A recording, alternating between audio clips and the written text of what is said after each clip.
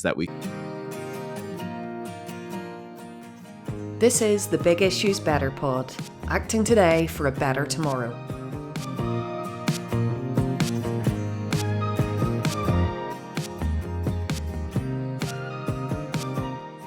What we need to consider is, when there's a new technology, is this something that actually benefits the public, or is it simply being integrated or rolled out because it benefits a certain commercial interest or a certain billionaire?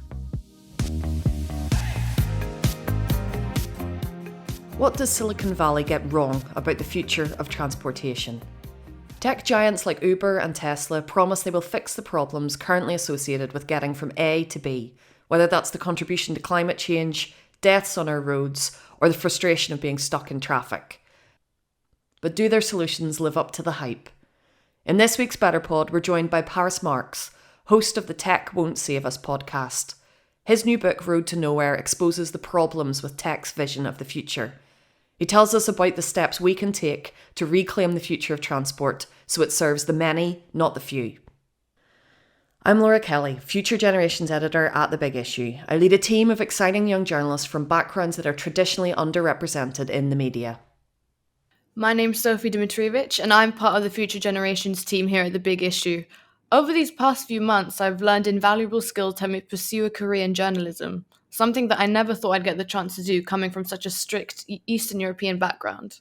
So Sophie, tell me what you came away with from speaking to Paris. I think as a collective, we've focused so much on the positive visions that these tech companies and giants like Elon Musk can create that we've almost forgotten the negatives of it all. Speaking to Paris gave me insight into what would happen if we allow these billionaires to choose the future for us, and allowed insight into something I never even considered for the future of transport.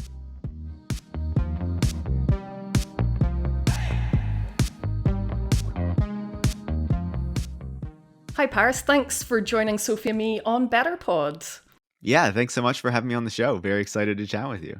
I have to admit, I am a bit of a sci-fi fan, so promises of flying cars and jetpacks have always seemed pretty cool to me. Cheap Ubers and self-driving cars also sound pretty good. So what is actually wrong with leaving the future of transport to the inventors and tech giants? I would say that I'm also like a sci-fi fan myself, right? Like I love watching those shows, playing the video games, reading the books, like totally all about it.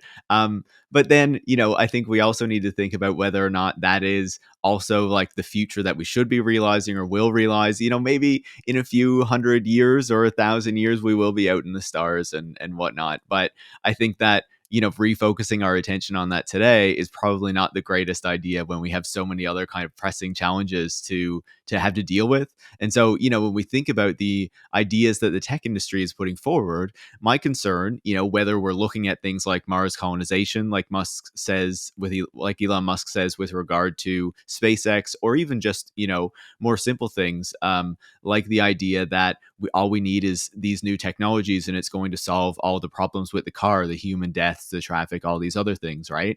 And I think what we see time and time again is that, maybe these tech founders come to these problems with,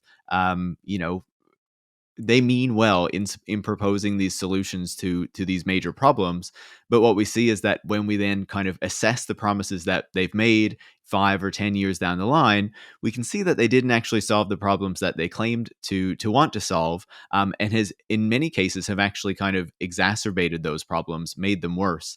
And so if we think about what we actually need to make, society a better place, we actually need to take on those problems and not just fall for, false solutions that sound really nice on paper, as much as we might love the sci-fi visions. Damn, so what you're saying to me is I'm not getting my jetpack. So what would the future look like if we allowed big tech to shape it? It can go many ways, right? But my concern, as people who read the book will know, is that, we tend to think a bit too positively and believe the positive visions of the tech companies a bit too much, and not pay attention to the negative impacts that they've had on society as much as we should. Certainly, we're paying attention to that a bit more, I think, in recent years, and recognizing the degree to which they've expanded surveillance. They've had other negative impacts on society. They've attacked the rights of workers, all of these other ways that we should be concerned about, right?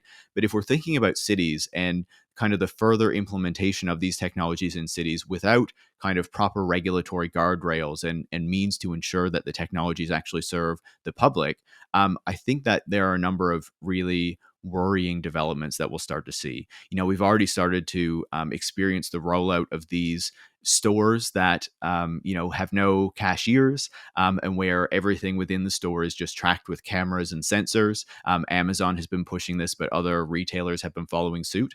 And so as those expand, there's a real worry about the exclusion that's built into these stores, right? If you need to have a smartphone and an Amazon account and a credit card and access to the internet just to go in and use these stores, there are a lot of people who are excluded from that, not to mention people who would just object to being so surveilled just to go in and buy their groceries, right?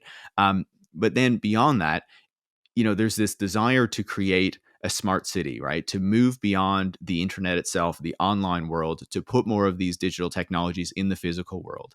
And as more and more of the services that we want to access or the places that we want to go are covered in these sensors, it creates new ways for exclusion to be built into, the physical layer of society, so to speak. And I think that's really the most significant way that this could really affect society and affect people in ways that they don't think about right now. Because often we think, okay, these new technologies will be rolled out, things will become more convenient as a result. But then what also comes with that convenience is a new layer of surveillance that's watching everything we do, that's tracking everything we do, as well as ways to exclude people that aren't really taken into account, because the people who are developing these ideas are people who wouldn't be excluded because they typically tend to be higher income people, well off in society. And so they don't think about how it's going to affect people that aren't like them. Yeah, I mean, you've mentioned some of the problems around exclusion. Obviously, the big issue, our vendors are people who've often faced homelessness or faced other sorts of social exclusion. So that's a really live idea for us at all times. And we've seen that come through in loads of different ways. The smartphones being one of the really obvious ways, but loads of other ways as well. What other sorts of groups get left behind in this vision of the future? There's plenty, really. Like there's so many ways depending on which aspect of it that you look at, right? In particular, the poor and people who have less access to resources are the ones that are going to at least be able to kind of adjust to this society. Because as you're saying, we have these smartphones. It's just an expectation now that this is a norm, that everyone should have one. And that is kind of becoming an expectation in order to access services, in order to, check into places, in order to do a whole load of things, right? But beyond that, when we think about transportation technologies in particular, one of the lines that a lot of these tech companies use is that they're going to make them better for people with disabilities as well, right? Because now you're going to have all these technologies that are, built in, that are providing new means of helping people. But what we see time and time again is that rhetoric is used, that it's going to help people with disabilities, but then the actual implementation makes life more difficult for people with disabilities. In the case of Uber, I don't know how it works in the UK, but in the United States, they've explicitly gotten themselves written out of the Americans with Disabilities Act, so they Wow. don't need to provide wheelchair accessible service, because they're considered a technology company rather than a transportation company. But then if we look at the newer things that are being rolled out on the streets, people will be familiar with these micromobility services, right? The dockless scooters in particular that have rolled out in recent years. And in many cases, those are just dropped on the sidewalk, or particularly when they were initially launched, and that creates a barrier for people, right? Some people can easily walk over them. Okay, they're annoying, whatever. But then people with guide dogs, who are blind or have issues with vision, can't get around them so easily. People with wheelchairs certainly can't navigate around them. And then one of the ideas that we're seeing increasingly rolled out is these kind of delivery robots that are these like little bots that are supposed to bring your burrito or whatever other little thing that you order to your door, so to speak. But those are also not really designed to take into account how people actually use the sidewalk, right? Sure, it's novel and can look cute if there's like a few on the sidewalk, but if they become a more popular service and there are a ton of these robots everywhere, that's really getting in the way. And there are certainly examples of where these have been tested, where people in wheelchairs or people with guide dogs have encountered them and then not been able to navigate around them, or they created barriers for them because they block so much of the sidewalk and, the parts of the street that they need to use. So, there are many people that can be excluded with these technologies. And the problem is, as I said, that the people developing them tend not to think about these, more marginalized populations who are not on the development team, who would be encountering these things and then finding them creating barriers in their lives instead of more convenience, as we're often sold. Coming up, what would a better future of transport look like? Did you know you can get the big issues, award-winning journalism through your door every week? As a BetterPod listener, you can sign up to get a 4-week subscription to the best in news, politics and culture for just £12. And we'll even throw in a stylish tote bag for free. Go to bigissue.com/bigpod to find out more. Would you consider yourself to be anti-tech? I've always liked technology. Like, since I was young, I was interested in technology. I was into computers when I was young. I used to make websites for fun when I was like in my earlier teens and things like that. So I don't know if I would say that I'm anti-technology. I think there are certainly some people who would say that about me, who don't agree with what I would say. But I think I would more say that I'm critical of technology, in the sense that I think that for too long we've been too optimistic and kind of blind to the actual impacts that technology can have, right? There's this general narrative in our society that technology is associated with progress. And so when we get new technologies, that is indicative of society moving forward. And what I would say is that particularly what we can see over the past couple of decades, but I think you can go back even further and see this as well, is that technologies are often designed, based around kind of the social system and the economic system that they emerge out of, right? And so the technologies that we're getting right now are often designed to, produce profit for particular companies and to help or aid certain people in society. The more wealthier, the more powerful people are the ones who benefit the most. And so when we look at the effects that the tech industry has had over the past number of decades, I would say that yes, there are certainly examples where they have made things more convenient, where, there are obviously ways that we benefit, like being able to take this call right now where, we're on different continents and able to talk to one another. Like, there are benefits that come of these things. Mhm. But I think that too often we tend to downplay or not pay enough attention to the negatives that come of these technologies, because they work for these companies that are profiting from them, and they don't want us to pay attention to the negative aspects of society, or sorry, negative aspects of technology. And so it's not so much that we don't need technology and that we shouldn't be developing new technologies, and we don't need new technologies in order to improve society. I think that we definitely do. But what we need to consider is, when there's a new technology, is this something that actually benefits the public, or is it simply being integrated or rolled out because it benefits a certain commercial interest or a certain billionaire? And so I think that's more of the perspective that we need to have on technology. Make sure that it actually works for people. If it doesn't, we don't adopt it. If it does, let's embrace it, and let's try to make sure that it does the most good that it can. But the key is that technology itself is not what makes society better.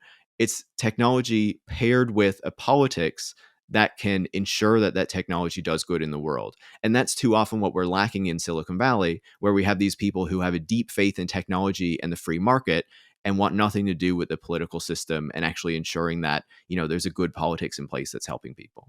No, yeah, I definitely agree with that. I feel like they also over glamorize everything and kind of make everything futuristic in a way that isn't really possible. But I guess leading on from that, what would a better future for transport look like? Yeah, it's a great question. And just to pick up on what you said there, like if you think of a company like Uber and, it positions itself as like the future of transportation, as this really innovative thing. And what's the innovation that they really did was like to put a button on your smartphone to hail a taxi. Like, like how much is it really moving society forward, right? And so I would say if we're thinking about a better future of transportation and what is actually going to address the serious problems that we've been talking about, right? The deaths that people experience on the road, the contribution to climate change, the fact that so many people are stuck in traffic, even the cost of owning a vehicle, which is huge for a lot of people, right? Especially now as vehicle prices have gone up during the pandemic and petrol prices now are like at crazy high prices, right? And so how do we address that? It's really to look toward collective solutions, right? And that requires like a political change in how we look at the solutions to transportation. And so that means like a much greater investment in the transit system to actually provide accessible, affordable transit for people, so that they can get out of their cars in a more realistic way, because there are still a lot of people who feel that, transit wouldn't be reliable enough for them, in order to ditch their car. And so we need to make it so that is the case. And certainly there are cities like London that have good transportation, but where the transit system is really expensive, right? And especially for a lot of people. And then other parts of the UK I know have struggled to improve their transit systems because of the way that the regulations are designed right now, particularly around bus systems. And so those are things that we certainly need to improve. But even beyond that, ensuring that the infrastructure is there so that people can use a bike, right, more realistically, so that there are lanes where they can feel safe and that a car isn't going to run them down if they're cycling on the road, and where they can safely park their bike and not feel that it's going to be stolen, if it's left out in public, right? And there are certainly plenty of examples where that can happen, where those improvements can be made. But then I would say even beyond that, like, we need to think about what's necessary to improve the transportation system, but that's one system that's connected with a whole other load of systems, right? That determine how we live and the kind of society that we have. And so we need to improve transportation, but then one of the problems that can arise from that is transportation improves and then property prices around that transportation soar, and the people who would most benefit from that improved transportation then get priced out and have to move somewhere else, right? And so we need to improve the transportation system, but then we also need to think about what's necessary in the housing system, right? Maybe a greater degree of council housing, a reinvestment in those sorts of things so that people can actually afford to live in these communities, and actually ensuring that there are community spaces for people, as well, so that they can enjoy their communities and, make connections with the people who are around them. All these things that are beneficial to people, but that don't always make as much profit as having everything privatized and just existing in the market, right? And so, yeah, I think that there are many pieces of it, but there are certainly ways that we can make society a better place. But the key to that is that it doesn't just require new technologies. And even in many cases, we have all the technologies we need in order to do this. It really requires a politics that is going to enact those changes to improve people's lives. You talked a bit about social interaction there, and about kind of that human bit that the technology whizzes tend to talk of as friction, which is a weird way of talking about it. Again, it made me think of our vendors. So like when you go and buy a magazine off one of our vendors in the street, that's a really human interaction, and you stand and have a conversation with someone that you wouldn't necessarily already speak to. And I've always thought that was really important. Why do you think that social interaction across a broader spectrum of society is important politically? Yeah, absolutely. Well, I think it's important for a really basic reason, that we need to be able to communicate with one another, to interact with one another. And I think that having those interactions actually kind of improves the community life and also makes us more relatable to one another, right? More understanding of what other people are going through, and experiencing. And I think it's so odd that so much of like the quote unquote innovation that is driving particularly what's happening in cities and smart technologies and things like that right now is really designed around at least putting a technology in between humans, but more and more trying to replace the humans altogether, right? So you only interact with the technology, and you don't have this interaction with actual people, with other people around you. And that just seems so fundamentally wrong to me. Like, it's just such a misreading of what is necessary to have a good society. And then again, like, you think about the people who are developing the solutions. Like, why are they doing this? Why do they have this desire to make us not relate to one another, to make us not talk to one another? And you can see a very kind of direct financial motivation. The more and more that we're interacting with screens and technologies, the more profitable it is for these companies.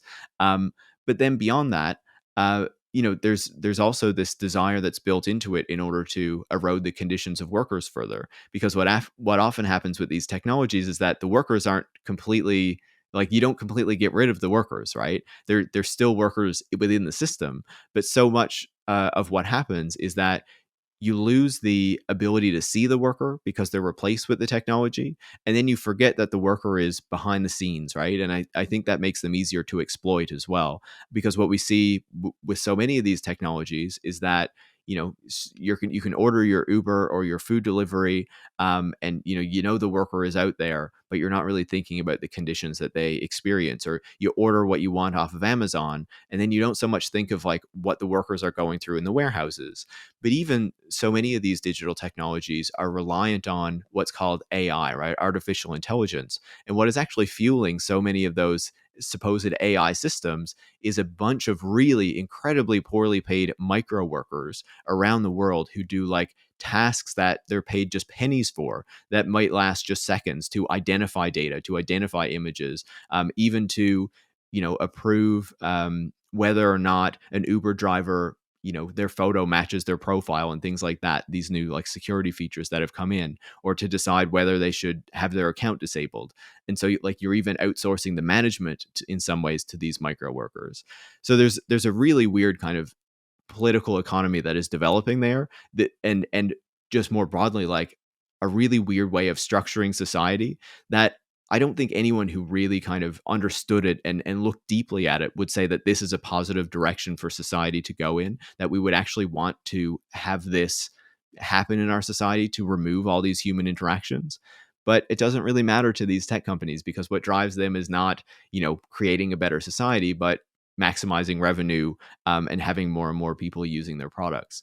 And so, that's part of the reason why we need to think more critically about what these companies are doing in the world, the effect that they're having. We like to finish our conversations with some hope. Are there places in the world that are getting transport right? And what can we learn from them? It feels, I feel like people often point to, especially in North America, to Europe as like where we need to look for the example of how things can be better. And to a certain degree, that's true, right? Like, I think if you look at Paris, they have had this significant increase in cycling through the pandemic, just to show like how rapidly you can make these changes just by closing streets, by ensuring the bike lanes are there, by ensuring the infrastructure is in place to encourage people to take the bikes and get out of their cars, right? And so that's a really positive thing. We can see in cities like Oslo, where they have taken a ton of parking spots off out of like the center of the city and replaced those with bicycle parking, or just like little seating areas for people to kind of sit down and have these human interactions within the middle of the city. And also to make it to discourage using your automobile, because now there's going to be nowhere to park it if you're driving in that part of the city. But then I think we can also look beyond that, and see that, cities in China have been building out subway systems, and have, China itself has been building out a really significant high-speed rail system that we can probably learn from in order to see how we can, connect our cities better, and reduce the amount of flying, hopefully, that goes on. But then, there are other solutions from other parts of the world as well. In Latin America, there bus rapid transit systems are really popular. So, if subways are too expensive or don't work for a particular city, you have these dedicated lanes for this kind of bus system that can still go really quickly, and pick people up in those kinds of ways, and, have much higher capacity than if the buses are constantly stuck in traffic, right? And so there are plenty of solutions and plenty of, I think, places that we can look for inspiration, for hope that transportation can get better. But all of those things require political action and political commitment in order to realize. And so that is really the key in order to making those changes within cities.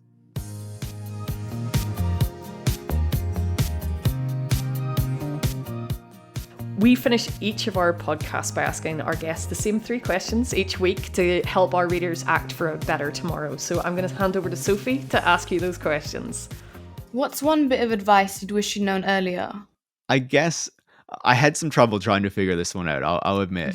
I would say probably to try to like have a bit more fun. I think so often like we can just be stuck on like the hamster wheel, right? And like trying to move forward, trying to like advance our careers or what have you. But I think especially the pandemic has shown us like we need to take a bit more time to like relax, and it's okay if things don't move as fast as you want, or you don't get the promotion that you want or whatnot. Life is short, like enjoy it. Exactly. What's one piece of art that gives you hope for the future? I feel like a lot of the books I read are kind of critical of technology, and so they're not always the most hopeful books. And so I think the one I would want to shout out is not even a new book. Like, it's been around for quite a long time. And it's a science fiction book called The Dispossessed by Ursula K. Le Guin. And it's this fantastic story that kind of puts two different kinds of societies, very capitalistic society and a more anarchist society alongside one another, and kind of looks at them through the lens or through the view of this particular character. And I think it really allows us to think about the kind of society that we have and how things could work differently if we kind of took a step back and thought more broadly about the kind of world that we live in. What's one thing our listeners could do today to make tomorrow better? I thought about, proposing a more individual solution, buying a bike, taking transit a bit more often. And certainly people can do that, right? But I would say possibly the best thing that people can do in order to try to make these changes that we've been talking about is, really to join like a collective organization that pushes for these changes in society, whether that is, a union to try to fight for workers' rights, or some kind of activist organization that is pushing for better transportation in society and for these changes to be made in order to enable people to get rid of their cars. I think that is a good place to start.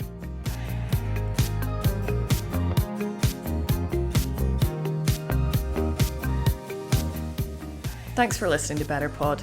If you'd like to support us, please subscribe, leave a review, and tell your friends. We're relying on word of mouth to bring people into our conversation and to help us all discover how we can act today for a better tomorrow.